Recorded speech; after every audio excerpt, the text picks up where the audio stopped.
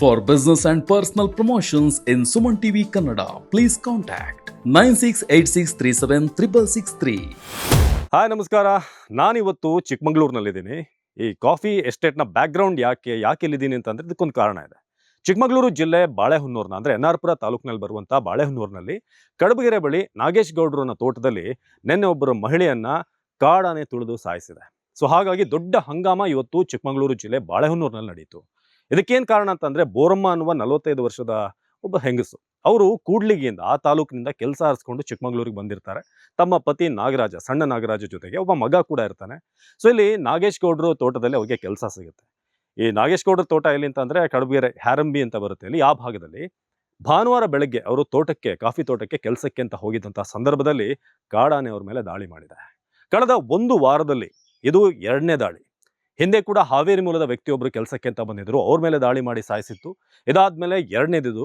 ಈ ಭಾಗದಲ್ಲಿ ಈ ವರ್ಷದಲ್ಲಿ 9 ಜನರನ್ನ ಕಳ್ಕೊಂಡಿದ್ದಾರೆ. ಹಾಗಾಗಿ ನಿನ್ನೆ ಸ್ಥಳೀಯರು ಎಲ್ಲರೂ ಕೂಡ ಸ್ಥಳೀಯ ಶಾಸಕರು, ಅರಣ್ಯ ಸಚಿವರಾದಂಥ ಈಶ್ವರ್ ಖಂಡ್ರೆ ಅವರ ವಿರುದ್ಧ ಆಕ್ರೋಶ ವ್ಯಕ್ತಪಡಿಸ್ತಾ ಇದ್ದಾರೆ. ಯಾಕಂತಂದ್ರೆ ಇದು ಶಾಶ್ವತವಾದ ಪರಿಹಾರ ಬೇಕು ನಮಗೆ. ಬೇಸಿಗೆ ಕಾಲ ಹೇಳಿ ಕೇಳಿ ಈ ಮಾರ್ಚ್ ಏಪ್ರಿಲ್ ಸಂದರ್ಭದಲ್ಲಿ ಆನೆಗಳು ನೀರನ್ನು ಹರಿಸಿ ಈ ಭದ್ರಾ ನದಿ ಕಡೆ ಬರ್ತವೆ. ಹಾಗಾಗಿ ಈ ಭಾಗದಲ್ಲಿ ಆ ಕಾಡಿನಿಂದ ಈ ಕಡೆ ಬರಬೇಕಾದ್ರೆ ಏನಾದರೂ ಒಂದು ತಡೆ ರೀತಿಯಾಗಿ ಬೇಕು. ನೀವು ಹಾಸನ ಕೊಡಗು ಭಾಗದಲ್ಲಿ ನೋಡಿದ್ರೆ ಒಂದು ರೈಲ್ವೆ ಹಳಿ ಏನಿರುತ್ತೆ ಅದನ್ನ ಬಳಸಿ ಒಂದು ಗೇಟ್ ಅನ್ನ ಮಾಡಿದ್ದಾರೆ.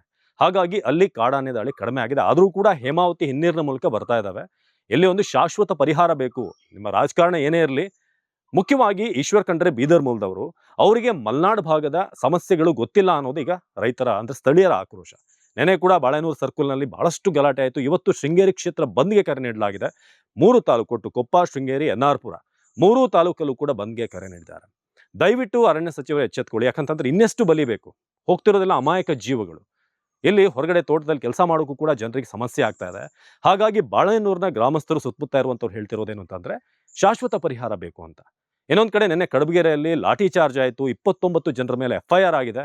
ನಾನ್ ಬೇಲೇಬಲ್ ಅಂತ ಕೂಡ ಹೇಳಲಾಗ್ತಾ ಇದೆ. ಹಾಗಾಗಿ ಇದು ಯಾವ ನ್ಯಾಯ? ನಮ್ಮ ಊರಿಗೆ ನ್ಯಾಯ ಕೇಳಿದ್ರೆ ನೀವು ಮಾಡುವಂಥದ್ದು ಇದೇನಾ ಅನ್ನೋ ಒಂದು ಪ್ರಶ್ನೆ ಬರ್ತಾ ಇದೆ. ಹಾಗಾಗಿ ಒಂದು ಶಾಶ್ವತ ಪರಿಹಾರ ಆದಷ್ಟು ಬೇಗ ಬೇಕು. ಇನ್ನು ಇಂಥ ಜೀವಗಳು ಹೋಗಬಾರ್ದು.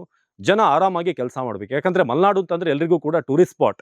ಇಲ್ಲಿ ಬಂದ್ರೆ ಆರಾಮಾಗಿ ನಾವು ಪ್ರಕೃತಿಯನ್ನ ಸವಿಬಹುದು ಅಂತ ಬರ್ತಾರೆ. ಆದ್ರೆ ಇಲ್ಲಿರೋರಿಗೆ ಗೊತ್ತು ಮಲೆನಾಡಿನಲ್ಲಿ ಏನೇನ್ ಸಮಸ್ಯೆ ಇದೆ ಅಂತ. ಬರೀ ಇದು ರೀಲ್ಸ್ಗೆ, ಇದಕ್ಕೆ ಚಂದಕ್ಕೆ ಅಥವಾ ಟ್ರೆಕ್ಕಿಂಗ್ ಬರೋಕ್ ಮಾತ್ರ ಅಲ್ಲ, ಎಲ್ಲಿರುವಂತಹ ಜನರ ಸಮಸ್ಯೆ ಇದು. ಒಂದ್ ಕಡೆ ಮಳೆ ಬಂದ್ರೆ ಬೆಳೆ ಹಾನಿ ಆಗುತ್ತೆ. ಇನ್ನೊಂದ್ ಕಡೆ ಏನಾದ್ರೂ ಬೆಳೆದು ಅಲ್ಪ ಸ್ವಲ್ಪ ಉಳಿಸಿದೀವಿ ಅಂತಂದ್ರೆ ಕಾಡಾನೆಗಳು ಬಂದು ಹಾಳು ಮಾಡ್ತವೆ. ಪ್ರಾಣಕ್ಕೆ ಕೂಡ ಈಗ ಇದ್ ರೀತಿ ಸಂಚಕಾರ ಬರ್ತಾ ಇದೆ. ಸೊ ದಯವಿಟ್ಟು ಅರಣ್ಯ ಸಚಿವರು ಇದ್ರ ಬಗ್ಗೆ ಗಮನ ಹರಿಸಬೇಕು. ಇದು ಸುಮನ್ ಟಿವಿಯ ಕಡೆಯಿಂದ ಕೂಡ ನಮ್ಮ ಕಳಕಳಿ. ಜೊತೆಗೆ ಸ್ಥಳೀಯ ಶಾಸಕರಿಗೂ ಕೂಡ, ರಾಜೇಗೌಡರು ಕೂಡ ಆದಷ್ಟು ಬೇಗ ಇದ್ರ ಬಗ್ಗೆ ಕ್ರಮ ಕೈಗೊಳ್ಳಲೇಬೇಕು. ಇನ್ನೆಷ್ಟು ಜೀವ ಅನ್ನೋದು ಇಲ್ಲಿನ ಜನರ ಪ್ರಶ್ನೆ.